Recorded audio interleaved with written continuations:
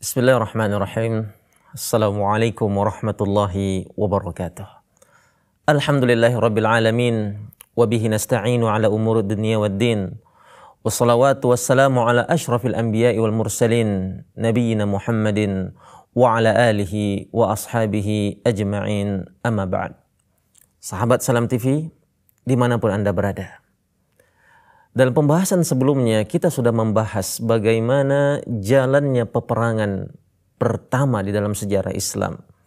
Peperangan yang disebut sebagai Al-Furqan, pembeda antara keimanan dengan kekufuran.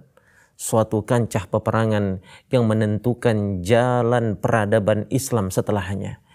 Itulah Perang Badar yang sebagaimana yang telah kita kabarkan dan telah kita kisahkan pada pertemuan sebelumnya.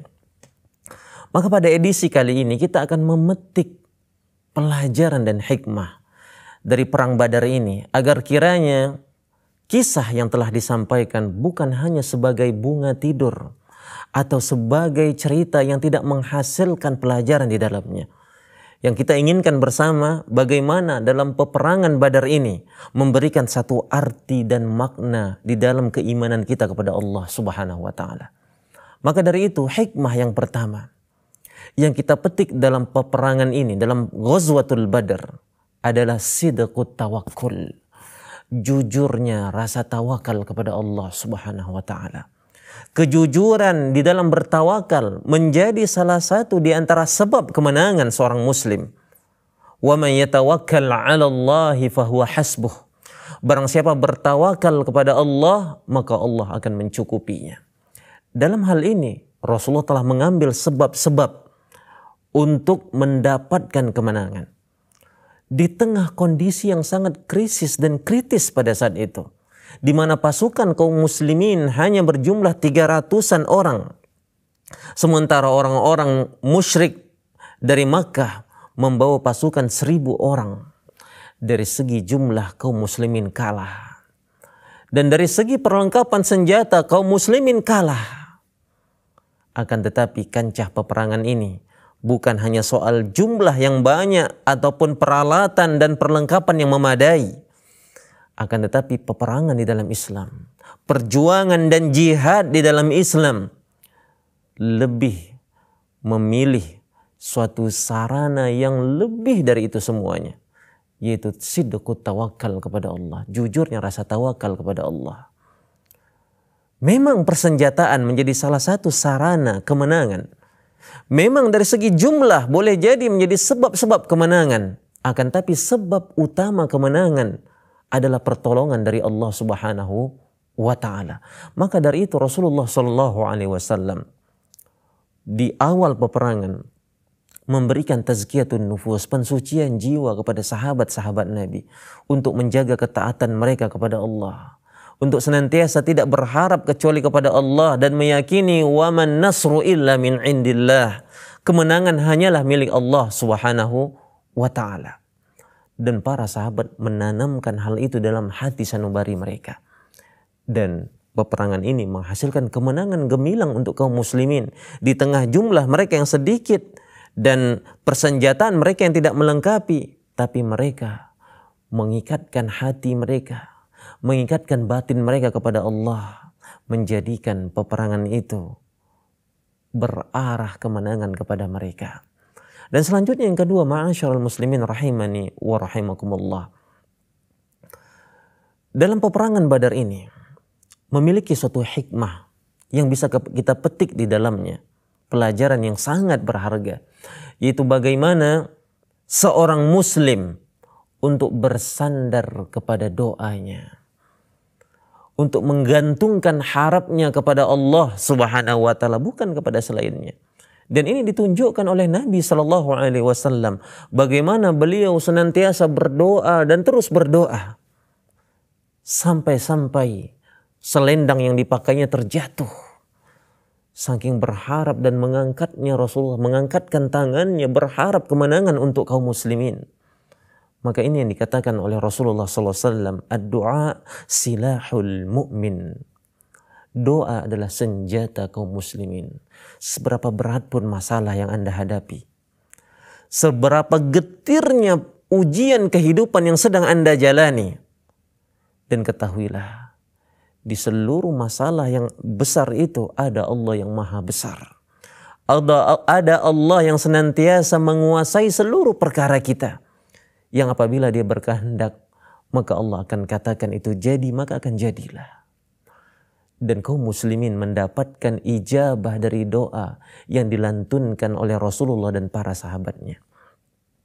Selanjutnya, ma'asyiral muslimin rahimani wa rahimakumullah. Pelajaran ketiga dari perang Badar ini menuntun kita untuk mengetahui bahwasanya sebab kemenangan adalah ketaatan kepada Allah dan Rasulnya. Ketaatan kepada Allah dan Rasulnya merupakan sumber dan sebab dari kemenangan kaum muslimin. Ketika Allah Subhanahu wa taala menegur para sahabat Nabi sallallahu alaihi wasallam dalam perang Uhud, apa disebabkan kekalahan mereka? Disebabkan karena mereka melakukan ataupun menyelisihi perintah Rasulullah dalam perang Uhud. Setelah perang Badar ini akan kita sampaikan. Dan di perang Badar, para sahabat Nabi SAW senantiasa berjalan melakukan segala hal berdasarkan komando dari Rasulullah SAW dengan menjaga ketaatan mereka kepada Allah dan Rasulnya. Dan lihat bagaimana kecintaan kepada Allah, kecintaan kepada Rasulullah melebihi kecintaan mereka kepada harta, anak, saudari, bahkan anak-anak mereka sendiri. Ketika Rasulullah mengajak para sahabat bermusyawarah, mengkhawatirkan ada di antara sahabat Nabi yang tidak ingin untuk ikut berperang atau meragukan di awal peperangan, Rasulullah meragukan apakah sahabat-sahabat Ansar yang dari Madinah mau untuk memerangi orang-orang kufar, sementara itu bukan bagian dari baiat mereka, sumpah setia mereka. Bahwasanya kewajiban mereka membela Rasulullah di tanah mereka. Dan ketika Rasulullah meminta pendapat mereka, lihat bagaimana jawaban mereka.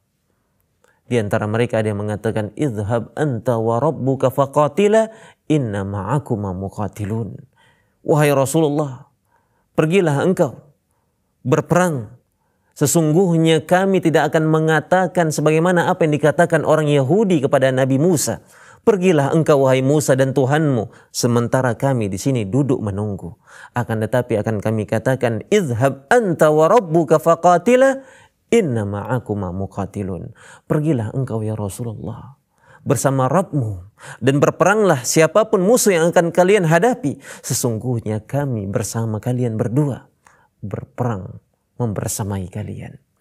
Dan inilah kecintaan para sahabat Nabi SAW melebihi dari cinta mereka terhadap diri, terhadap harta, anak, dan apa yang mereka miliki. Dan di antara pelajaran yang kita petik dari perang Badar ini adalah bagaimana Nabi SAW memiliki kepercayaan kepada janji Allah Subhanahu wa taala. Memiliki keyakinan yang kuat Allah akan menepati janjinya. Walaupun di tengah kondisi yang dilihat Nabi sedikitnya jumlah pasukannya dan tidak lengkapnya persenjataan mereka, tapi Allah menjanjikan kemenangan untuk Rasulullah. Dan sama sekali Rasulullah SAW meyakini Allah tidak akan menyelisihi janjinya. Innahu may yattaqi wa yasbir fa innallaha la yudhi'u ajral muhsinin. Barang siapa yang bertakwa dan bersabar, Allah tidak akan menyia-nyiakan pahala mereka. Wa man nasru illa min indillah. Tidak ada kemenangan kecuali dari Allah. Dan Allah menjanjikan kemenangan untuk kaum muslimin. Dan Rasulullah SAW dalam peperangan ini begitu sangat memegang apa yang Allah janjikan ini. Ketika Allah menjanjikan, maka janji Allah itu benar. Ketika Allah menjanjikan ketenangan, kemenangan, dan keberhasilan terhadap orang-orang yang menjaga ketaatan kepada Allah, maka Rasulullah berhusnudzon kepada Allah Subhanahu wa taala. Senantiasa Rasulullah sallallahu alaihi wasallam bersikap optimistis. Di antara manusia ada yang menganggap satu janji yang diberikan Allah dan Rasulnya adalah omong kosong belaka.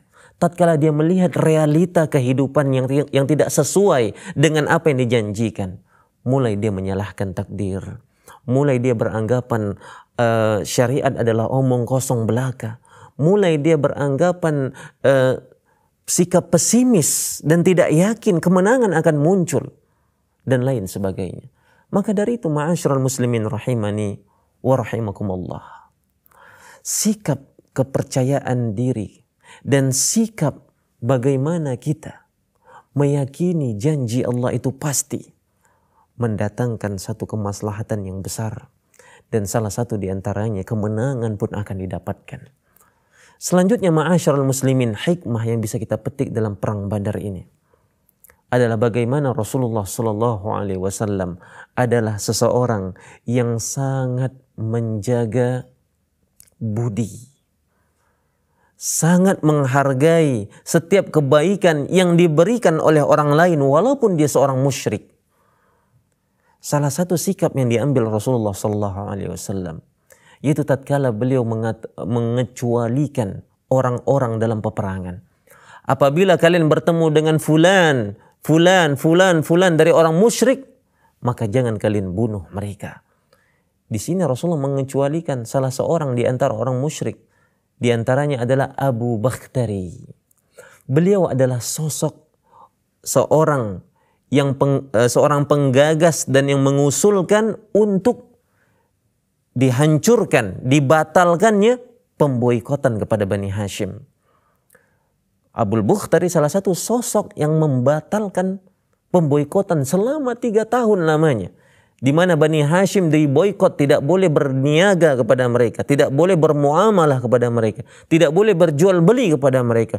Hiduplah Bani Hashim dalam keadaan yang sangat memprihatinkan, dikucilkan dalam pergaulan masyarakat, tidak diperkenankan untuk membeli barang-barang kebutuhan pokok mereka. Setiap mereka menjual tidak ada yang membeli, ketika mereka ingin membeli tidak ada yang menjual, diboikot 100%. Dan salah satu di antara sosok yang menjadi penantang dari keputusan Quraisy itu adalah Abu Bakhtari. Lantas Rasulullah berkata, apabila kalian bertemu dengan Abu Bakhtari, jangan kalian bunuh dia.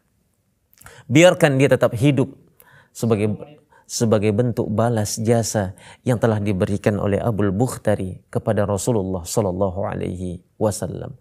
Ma'asyiral muslimin rahimani wa rahimakumullah. Apa hikmah dan pelajaran yang bisa kita petik dalam pelajaran ini? Dalam sirah nabawiyah, dalam kancah peperangan Badar ini. Masih banyak lagi hikmah-hikmah yang bisa kita dulang, yang bisa kita petik dari pelajaran berharga perang Badar ini. Maka dari itu tetap bersamai kami dalam segmen sirah nabawiyah setelah pesan-pesan yang berikut ini.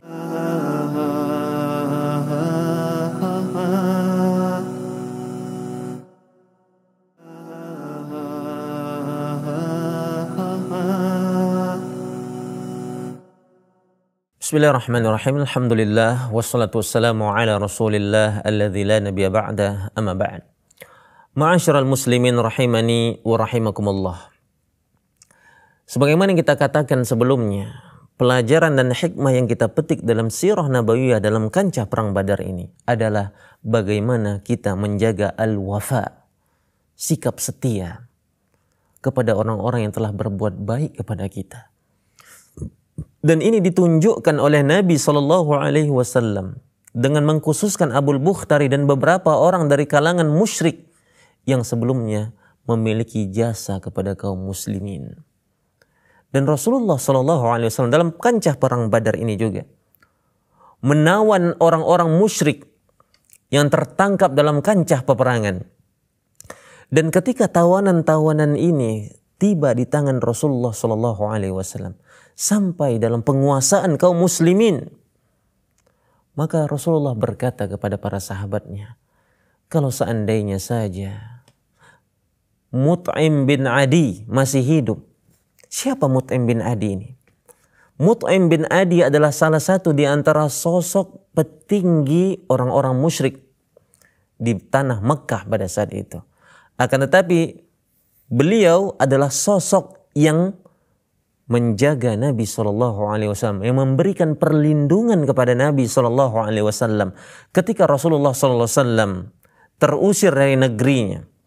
Beliau keluar untuk berdakwah ke negeri Taif. Di Taif beliau ditolak dan tidak diterima, dihinakan. Kemudian Rasulullah pulang ke Mekah dan di Mekah beliau tidak diperkenankan untuk masuk. Dan di situ Rasulullah mengkhawatirkan akan keselamatan dirinya pada saat itu. Lantas Rasulullah SAW meminta suaka, meminta perlindungan kepada Jubair bin Mut'im. Maka Jubair bin Mut'im pun memberikan perlindungan, jaminan keamanan yang diperuntukkan khusus untuk Rasulullah SAW. Maka Jubair bin Mut'im mengiringi Rasulullah SAW bersama anak-anaknya menuju ke kediamannya dan mengumumkan kepada seluruh orang-orang Quraisy bahwasannya Muhammad bin Abdullah Rasulullah SAW berada di bawah perlindungannya. Dan orang-orang musyrik pun memberikan perlindungan kepada Nabi atas dasar perlindungan yang telah diberikan oleh Jubair bin Mut'im. Akan tetapi beliau wafat sebelum memeluk agama Islam. Tapi lihat bagaimana kesetiaan Rasulullah SAW. Senantiasa Rasulullah mengingat balas jasa ini. Senantiasa Rasulullah SAW mengingat kebaikan Jubair bin Mut'im. Sampai Rasulullah berkata, kalau seandainya saja Jubair bin Mut'im masih hidup, kemudian beliau memintaku untuk melepaskan seluruh tawanan ini, akan kulepaskan mereka seluruhnya untuk dia. Lihat ma'asyiral muslimin. Berapa banyak kita sekarang melupakan kebaikan dari karib kerabat, sahabat-sahabat, bahkan guru kita. Kebaikan yang seakan itu merupakan suatu kewajiban yang mesti kita dapatkan. Sehingga kita tidak perlu untuk berterima kasih kepada mereka. Ingat, tidak tergolong orang bersyukur kepada Allah. Seseorang tidak bersyukur kepada Allah sampai dia bersyukur kepada manusia. Seseorang dikatakan bersyukur kepada Allah tatkala dia telah mensyukuri juga nikmat-nikmat yang telah diberikan oleh manusia. Berapa banyak kita lihatkan pembangkangan seorang anak kepada orang tuanya. Bagaimana kita lihat dalam kondisi sekarang seorang saudara memboikot saudaranya yang lain. Seorang murid tidak mengingat jasa dari gurunya. Maka hal ini sangat-sangat bertentangan bagaimana konsep muamalah yang telah ditanamkan oleh Rasulullah SAW. Bahwasanya Rasulullah SAW orang yang senantiasa mengingat budi, pekerti, dan kebaikan yang diberikan oleh orang lain. Ma'asyiral muslimin rahimani wa rahimakumullah. Di antara hikmah dan pelajaran penting yang kita petik dalam perang Badar adalah bagaimana Rasulullah Sallallahu Alaihi Wasallam bermuamalah kepada sahabat-sahabatnya. Rasulullah adalah sosok seorang Rasul, sosok seorang pemimpin, sosok seorang panglima, sosok seorang kepala negara. Beliau memiliki hak otoritas untuk menentukan sikap. Beliau memiliki otoritas untuk membulatkan masalah tanpa perlu ada musyawarah. Akan tetapi Rasulullah SAW dalam kondisi kepemimpinan yang di atas seluruhnya, beliau masih menanyakan pendapat para sahabat-sahabatnya. Sebelum peperangan, beliau bermusyawarah kepada sahabatnya. Dan setelah peperangan, dalam menyikapi para tawanan perang, Rasulullah pun bermusyawarah kepada para sahabat-sahabatnya. Menunjukkan salah satu di antara aspek politik di dalam Islam. Salah satu hal yang penting dalam kepemimpinan Islam adalah asyura.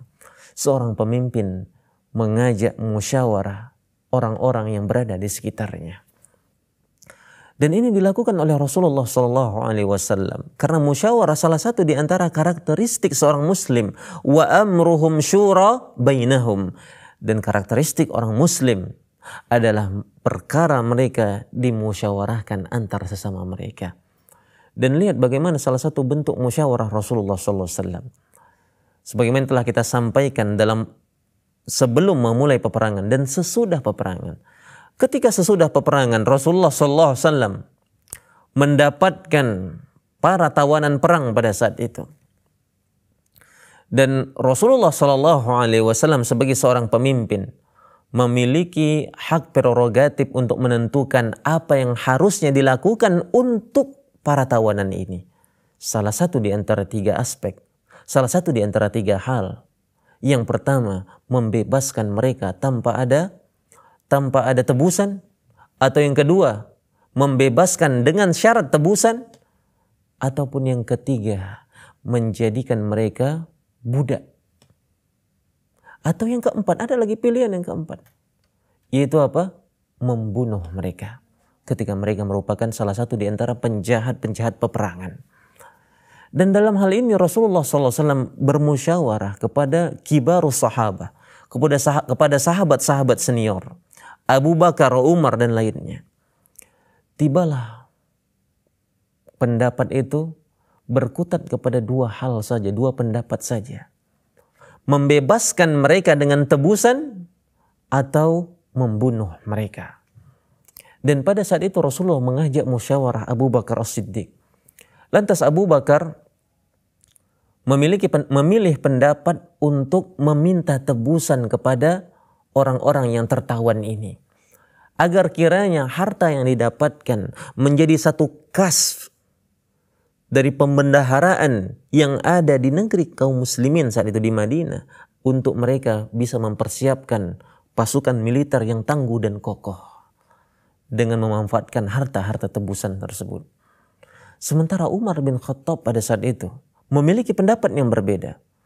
Ketika Rasulullah bertanya pendapat Umar terhadap tawanan perang Badar, beliau katakan, memiliki pendapat ya Rasulullah, agar kiranya setiap tawanan dieksekusi mati, agar jangan sampai mereka membangun kekuatan yang baru, agar kiranya orang-orang musyrik melihat bagaimana kesungguhan kita di dalam peperangan.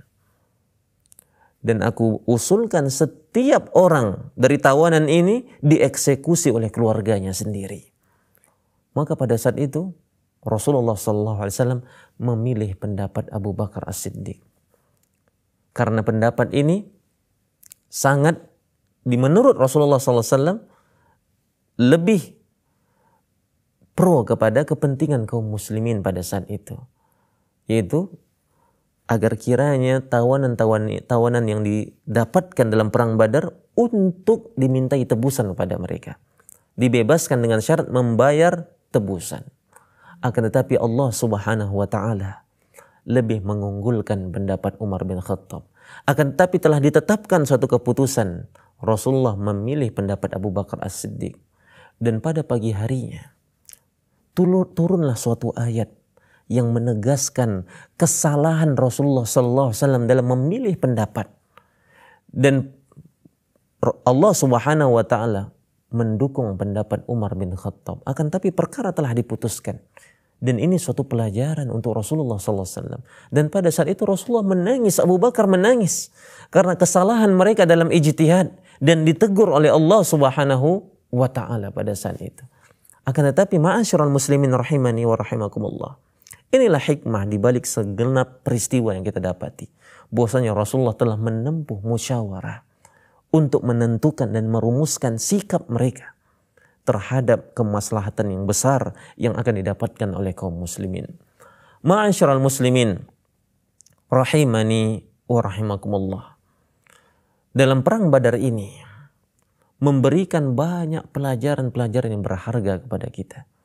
Salah satu di antaranya adalah bagaimana sikap para sahabat Nabi SAW dalam bermuamalah terhadap harta. Sebagaimana yang kita ketahui, dalam kancah peperangan Badar ini, para sahabat terdiri dalam 3 kelompok.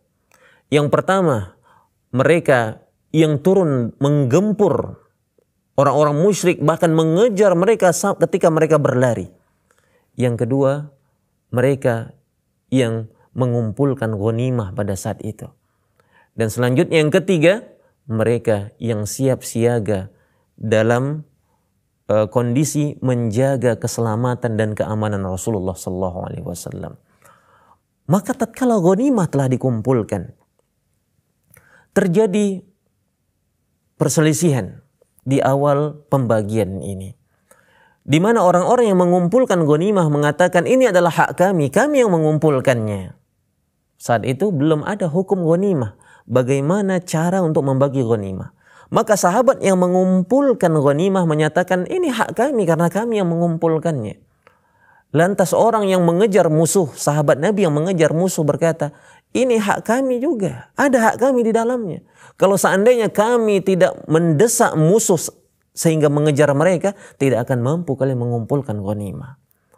Maka kelompok yang tiga mengatakan, kalau seandainya saja Rasulullah tidak kami jaga, maka kalian juga tidak bisa menjaga ghanimah. Maka bagaimana selanjutnya ma'asyarul muslimin, sikap para sahabat Nabi dalam pembagian ghanimah ini, dan apa yang terjadi, dan bagaimana Rasulullah SAW menengahi sengketa yang terjadi di antara para sahabat ini. Maka jangan kemana-mana, tetap bersamai kami dalam segmen Sirah Nabawiyah setelah pesan-pesan yang berikut ini.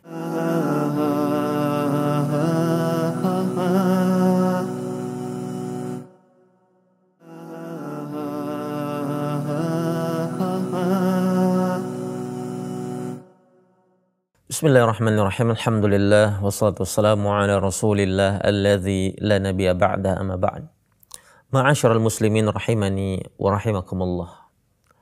Ketika para sahabat Nabi sallallahu alaihi wasallam mendapatkan ghanimah dalam perang Badar ini dan terjadi perselisihan di antara mereka, siapa yang paling berhak dalam hak ghanimah ini?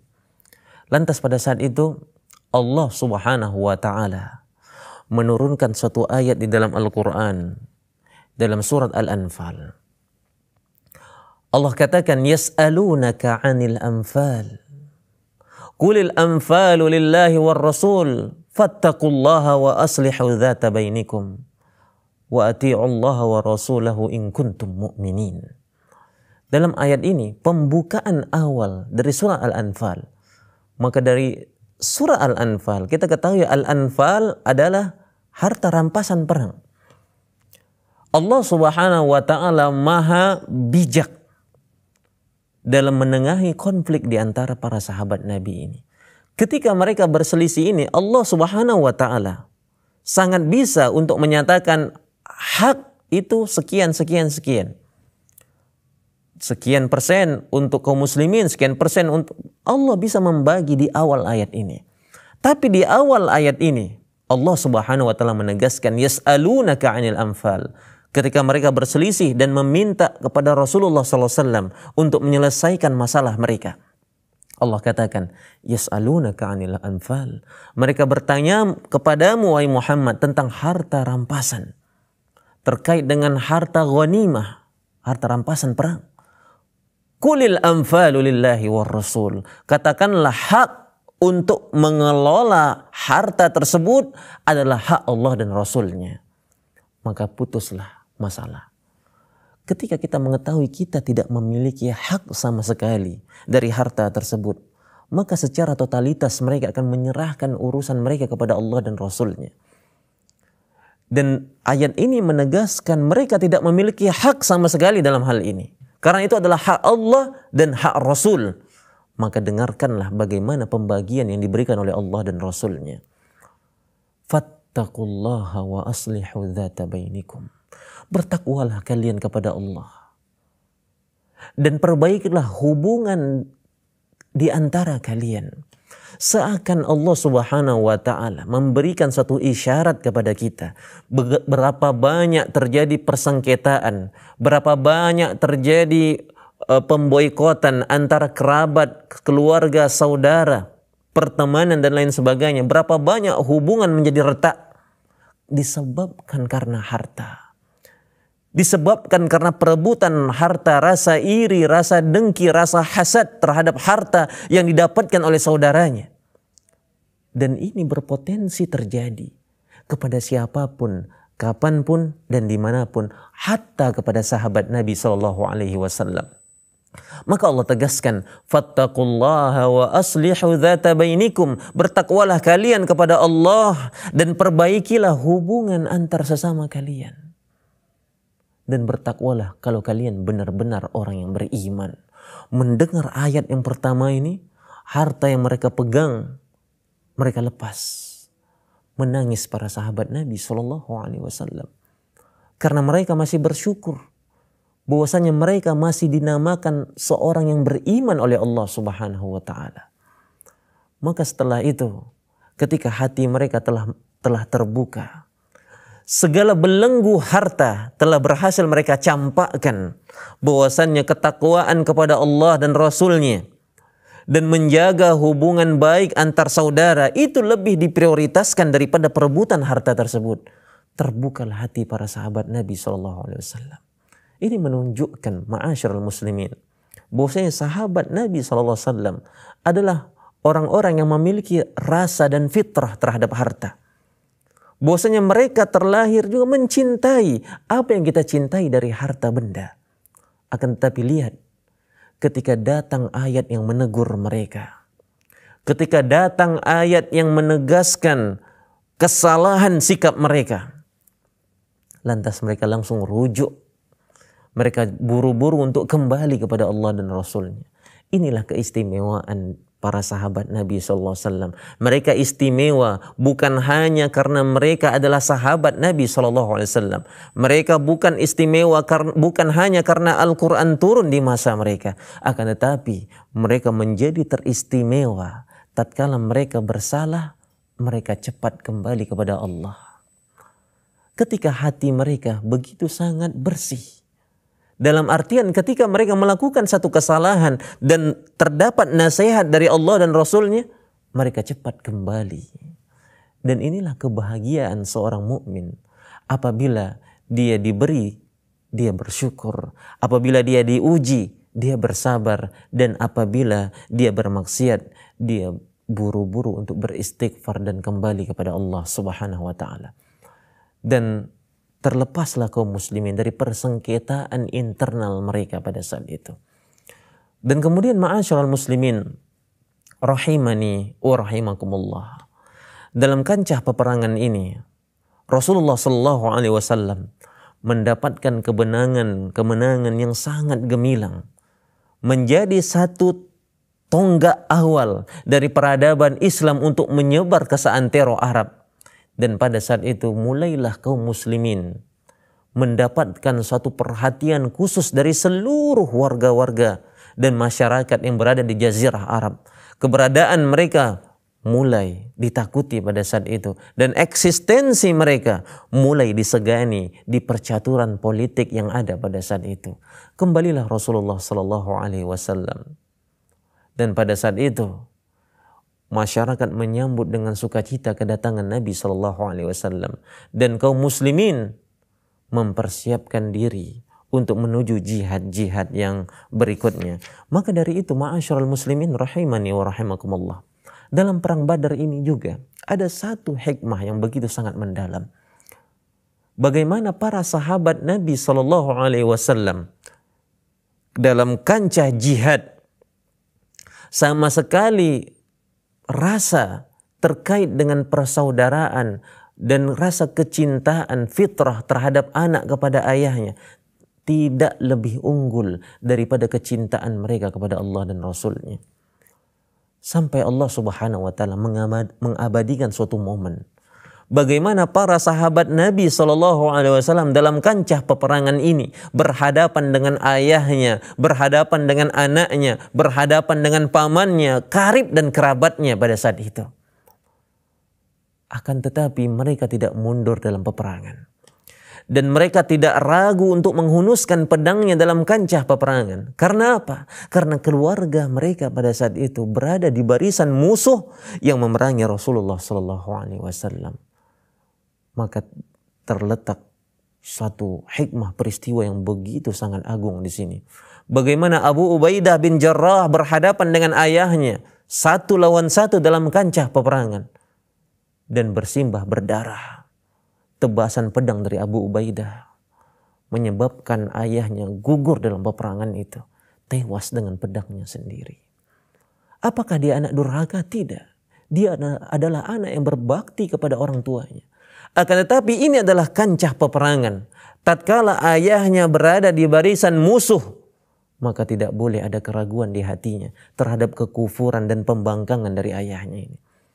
Dan pada saat itu Abu Ubaidah memenangkan duel dengan ayahnya. Sampai pada suatu hari Abdurrahman bin Abi Bakar, anak dari Abu Bakar As-Siddiq, ketika dia telah masuk Islam, berkata kepada ayahnya, "Demi Allah wahai ayah, dalam perang Badar aku berusaha untuk tidak berhadapan denganmu, mencari celah jalan yang lain agar bagaimana kita tidak bertemu, agar jangan terjadi pertumpahan darah antara aku dengan dirimu." Apa kata Abu Bakar? Apakah dia bersyukur? Oh, kau adalah anak berbakti, kau adalah anak terbaikku. Tidak. Apa kata Abu Bakar kepada anaknya? Demi Allah wahai anakku, pada hari pertempuran perang Badar, aku mencari wajahmu. Aku mencari dirimu agar aku tebas batang lehermu dengan pedangku. Tidak ada keraguan di hati Abu Bakar dalam hal ini akan kekufuran anaknya. Ketika dia berada di barisan musuh, maka berlaku loyalitas kepada Allah lebih unggul daripada rasa antara seorang ayah kepada anaknya. Berbeda kaitannya ketika telah dalam kondisi aman, dalam kondisi damai, dan mereka tidak memerangi kaum muslimin. Bahkan Rasulullah menegaskan, memerintahkan para sahabatnya untuk menyambung silaturahmi. Dan akan tetapi inilah kisah yang begitu sangat berharga ma'asyiral muslimin. Rasa cinta mereka kepada agama, cinta mereka kepada Allah dan Rasulnya tidak menghalangi mereka untuk tetap tegar dan teguh dalam kancah peperangan. La tajidu qauman yu'minuna billahi wal yaumil akhir yuwadduna man haddallaha wa rasulah.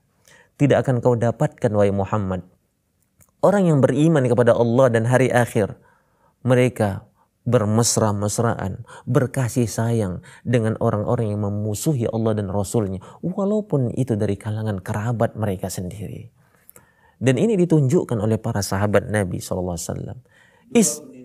Maka dari itu, ma'asyiral muslimin, rahimani wa rahimakumullah, segala sikap dan aspek kepemimpinan ditunjukkan oleh Rasulullah SAW. Segala hal yang berkaitan dengan bagaimana kemenangan itu didapatkan telah dicontohkan oleh Rasulullah dan para sahabatnya. Maka dari itu, ma'asyiral muslimin rahimani wa rahimakumullah, ma asbahal yawma bil bariha. Sejarah itu akan terulang. Apa yang terjadi di masa lalu akan terjadi di masa sekarang. Sebab-sebab dari kemenangan tidak akan bisa kita dapatkan. Kemenangan yang hakiki tidak bisa kita raih tatkala kita masih meninggalkan Allah dan Rasulnya. Segala problematika kehidupan datang silih berganti. Bahkan penguasaan orang kufar, orang-orang kafir kepada kaum muslimin akan senantiasa terjadi di setiap masa dan setiap zaman. Maka tidak ada sarana untuk bisa kita mendapatkan kemenangan gemilang dan lepas dari problematika kehidupan kecuali ketika kita berada dalam trek ketaatan kepada Allah dan Rasulnya. Karena ketaatan adalah milik Allah dan tidak akan kita dapatkan kecuali dengan menjalankan perintah-perintah Allah dan menjauhi larangannya.